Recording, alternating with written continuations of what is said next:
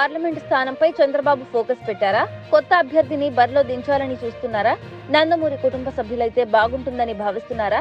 కేశినేని నానికి చెక్ చెప్పాలని నిర్ణయించుకున్నారా అంటే అవుననే సమాధానం వినిపిస్తోంది. జరుగుతున్న పరిణామాలు కూడా ఈ అనుమానాలకు బలం చేకూరుస్తున్నాయి. సిట్టింగ్ ఎంపీగా ఉన్న కేశినేని నాని ఇటీవల వైసీపీలో చేరిన సంగతి తెలిసిందే. ఇలా వెళ్లిన నానికి వైసీపీ ఇన్ఛార్జ్ పదవి కట్టబెట్టింది. ఎంపీ టికెట్ ఇచ్చింది. వచ్చే ఎన్నికల్లో ఆయనకి టికెట్ ఇచ్చి గెలిపించుకుంటామని చెప్పుకొస్తుంది. కేశినేనికి ఉన్న పరపతి దృష్ట్యా గెలవడం పక్క. కానీ ఈసారి కేశినేని నాని గెలవకూడదని చంద్రబాబు డిసైడ్ అయ్యారు. అందుకు తగ్గ ప్లాన్ రూపొందించుకుంటున్నారు. విజయవాడ ఎంపీ సీటు టీడీపీకి కీలకం. ఒక బలమైన సామాజిక వర్గం వెన్నుదన్నుతో ఎంపీ సీటును టీడీపీ కైవసం చేసుకుంటూ వచ్చింది. 2014లో తొలిసారిగా కేశినేని నానిని ఎంపీ అభ్యర్థిగా పోటీ చేయించారు చంద్రబాబు. ఆ ఎన్నికల్లో నాని గెలుపొందారు. 2019 ఎన్నికల్లో సైతం జగన్ ప్రభంజనం వీచినా కేశినేని నాని మాత్రం గెలుపొందారు. అయితే అది పార్టీ విజయం కాదని తన వ్యక్తిగత చరిష్మా అంటూ కేశినేని నాని బలంగా భావించారు. అందుకే పార్టీకి వ్యతిరేకంగా మారిపోయారు. ఎన్నికల ముంగిట వైసీపీలో చేరారు. అయితే కేశినేని నానిని ఓడించాలని టీడీపీ శ్రేణులు భావిస్తున్నాయి. బలమైన అభ్యర్థిని బరిలో దించాలని చూస్తున్నాయి.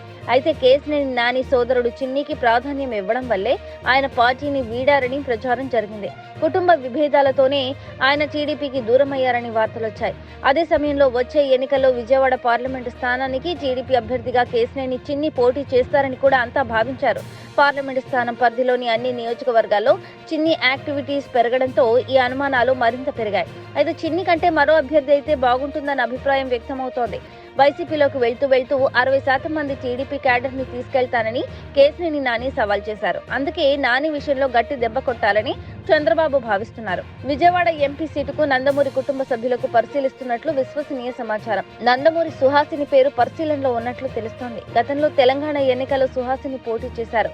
ఆమె దివంగత హరికృష్ణ కుమార్తె, కళ్యాణ్ రామ్ సోదరి. టీడీపీలో యాక్టివ్ గా పనిచేస్తున్నారు. చంద్రబాబుతో సన్నిహిత సంబంధాలు కూడా ఉన్నాయి. ఆమె ఎంపీ అభ్యర్థి అయితే విజయవాడలో టఫ్ ఫైట్ ఇస్తారని బాబు ఆశిస్తున్నారు. కానీ ఆమె చిత్తుగా ఓడుతుందని, కేశినేనిని ఇక్కడ ఓడించడం కష్టమని సర్వేలు తేల్చాయి.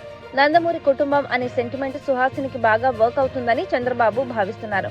ఒక మహిళా అభ్యర్థిగా గౌరవించినట్లు అవుతుందని జూనియర్ ఎన్టీఆర్, కళ్యాణ్ రామ్ సైతం మద్దతు తెలపక తప్పదని భావిస్తున్నారు.